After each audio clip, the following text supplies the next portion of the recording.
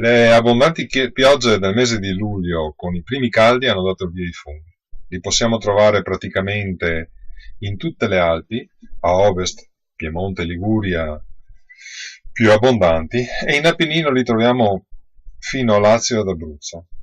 L'aspetto strano, dovuto alle temperature fresche settembrine, è che si trovano già funghi preautunnali.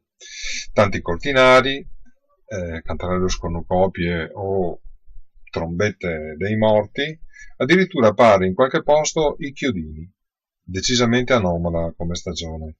A differenza di quella dell'anno scorso, quest'anno anomala perché ci sono tanti funghi e funghi un po' particolari. In ogni caso, anche se non abbondantissimi, sugli altipiani vicini a Padova, Asiago e Lavarone, i porcini ci sono. Bisogna cercarli, non sono proprio, come dicevo, abbondantissimi, però si trovano. In chiusura vorrei ricordare a tutti che in bosco bisogna entrare ben equipaggiati: scarponi, bastone, pantaloni lunghi, cesto e il permesso di raccolta e tanta prudenza. Pensate, lo scorso weekend in Italia per incidenti boschivi ci sono stati 4 morti e una trentina di feriti e già un paio di avvelenamenti da Manita faloides.